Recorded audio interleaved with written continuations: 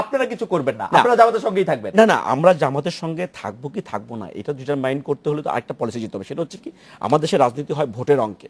এই আওয়ামী লীগ কিন্তু জামাতকে নিয়ে দীর্ঘদিন তত্ত্বাবধায়ক সরকার দাবিতে সিঙ্গারা দীর্ঘদিন না, মানে এটাই তত্ত্বাবধায়ক সরকারের দাবি আমি শেষ করি, অনেক কিছু আমরা করেছি।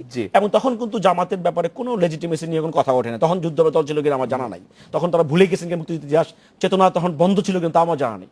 কিন্তু কথাটি হচ্ছে যে আগের ঘটনার পরম্পরাই কিন্তু আজকে বিএনপির সঙ্গে জামাতের এই গাঁট ছাড়াটা যে দেখছেন, রাজনৈতিক ঐক্য কিন্তু একটা ইলেকশনের কারণে, এটা কিন্তু কোনো আদর্শগত ঐক্য না যে আদর্শগত ঐক্য না হলে আপনারা জামাতের ভুলে গেলে চলবে না। সমর্থন দেন, আমি পতাকা দেন, আমরা এটা বলে দিয়েছি। আর বুঝতে হবে বিএনপির সিম্বল হচ্ছে ধানের শীষ, আপনি ভাবে ভোটাকে বললে হবে না। আর জামাতের সিম্বল হচ্ছে দাঁড়িপাল্লা, শুধু আপনি চাইলেও মিলাতে পারবেন না। জামাতের অনেক নেতাকে আপনারা ধানের শীষ দিয়েছেন। নো জামাতের অনেক নেতা ভিন্ন দলের ধানের শীষ রাজনৈতিক সম্পূর্ণ ভিন্ন।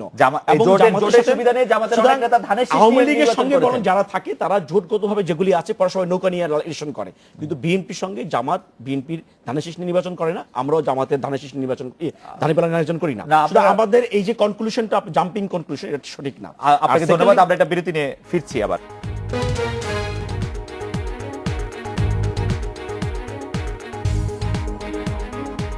ফিরলাম আজকে বাংলাদেশে। বেশি শামীম হায়দার পাটোয়ারি, মাঠের রাজনীতিতে খুব শীঘ্রই আপনি বলেছিলেন যে জাতীয় পার্টির একটি সমাবেশ আছে, আপনারা নতুন কোনো কিছু করার কথা ভাবছেন কিনা? যেমন আপনাদের দলের চেয়ারম্যানের পক্ষ থেকে বলা হয়েছিল যে মন্ত্রিসভা আর থাকা হবে না, একটি বিরোধী দল হিসেবে সেরকম কোনো পরিকল্পনা বা ঘোষণার? আমাদের প্রথম যে লক্ষ্য সেটা হচ্ছে আমাদের বিভিন্ন জেলাভিত্তিক কমিটি করা। দীর্ঘদিন জাতীয় পার্টিতে জেলাভিত্তিক কমিটিগুলো ছিল না, উপজেলা কমিটিগুলো ছিল না, এগুলো অনেকাংশেই এখন হয়ে গেছে। 1 জানুয়ারিতে আমাদের লক্ষ্য অবশ্যই বিরোধী দল হিসেবে নতুন কিছু দিক নির্দেশনা আমরা পাবো। আরেকটি জিনিস আমাদের দরকার, সেটি হচ্ছে জনগণের মধ্যে আস্থা দেয়া যে আমরা পারবো ইফেক্টিভ বিরোধী দল হতে, অথবা আমরা ক্ষমতায় গিয়ে ভালো কাজ করতে। এই আস্থাহীনতা এখন জনগণ ভুগছে, অপশন শূন্যতা। তাদের জন্য আওয়ামী লীগ একটা অপশন না, বিএনপিও একটা অপশন না। এই ক্ষেত্রে জাতীয় পার্টি যদি এই ফ্লোটিং ভোটের একটি অংশকেও নিজের কাছে আনতে পারে অপশন হিসাবে, তাহলে কিন্তু খুব দ্রুত আমরা গেইনার হব। আর একটি ইস্যু এখানে আসছে ছাত্রলীগ নিয়ে, যে জিনিসটি আসলেই খুব দুঃখজনক, সেটা হচ্ছে আমরা কিন্তু আওয়ামী লীগ এবং ছাত্রলীগকে 21 বছরের একটা ত্যাগের দল হিসেবে দেখেছি। 21 বছর ত্যাগ করে বাংলাদেশের একমাত্র দল আওয়ামী লীগ টিকে ছিল। আজকে কিন্তু পত্রিকার ছবিটা খুব ভয়ঙ্কর। আওয়ামী লীগের একজন কর্মী বুট দিয়ে বিএনপির একজন কর্মীকে পিটাচ্ছে, আর পাশে পুলিশ দাঁড়িয়ে বলতেছে ভাই মাইরেন না, মাইরেন না, মাইরেন না। অর্থাৎ পুলিশ কিন্তু তার নিউট্রাল রোলটা প্লে করছে না। তাহলে পুলিশ প্রশাসন যখন একভূত হয়ে গেছে, তখন এই হালুয়া রুটের একটা দ্বন্দ্ব কিন্তু শুরু হয়ে যাবে। এবং যে প্রবলেমটি বিএনপি ফেস করতেছে, 2001 থেকে 2006 পর্যন্ত বিএনপির একাধিক উচ্চমানের নেতারা দুর্নীতি করে ব্যাপক অর্থ সম্পদ বানিয়েছে, এবং তারা কিন্তু আজকে আন্দোলনের সফল না হওয়ার পথে আমি মনে করি ওই নেতারাই কিন্তু দায়ী। কারণ তারা তাদের নিজস্ব সম্পদ রাখার ক্ষেত্রে বেশি সচেষ্ট রাদার দেন আন্দোলন করার ক্ষেত্রে। বেশি পারভেজ আহমেদ, আপনি যদি এই জায়গা থেকে শুরু করতেন। ঠিক একই প্রবলেম আওয়ামী লীগ ফেস করবে যখন আওয়ামী লীগ সময় আছে। আচ্ছা, আমি 30 সেকেন্ডে শেষ করে দেই। প্রথম কথা হচ্ছে যে ছাত্রলীগ এখন একটি মুক্তিমানা আতঙ্কের নাম পুরো দেশবাসীর কাছে। ছাত্রলীগ এই জায়গা থেকে যত দ্রুত ব্যাক করবে তত দেশের জন্য মঙ্গল, গণতন্ত্রের জন্য মঙ্গল।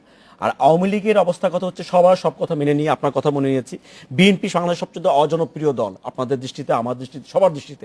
ওয়েল, উই অ্যাকসেপ্ট, কিন্তু এটাকে তো একটা মাপতে হবে, মাপকাঠি তো আসতে হবে। সেই মাপকাঠি হচ্ছে নির্বাচন।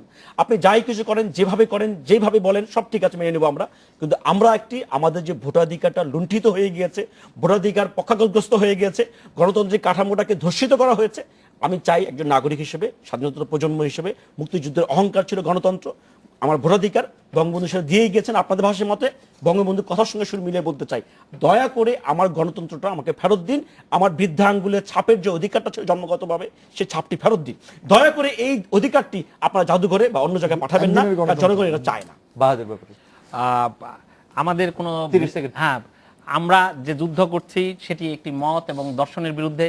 ছাত্রলীগ এই দেশের মানুষের আশাকাঙ্ক্ষার ঠিকানা, তারা বাংলাদেশকে সঠিক জায়গায় ফিরে আনবে।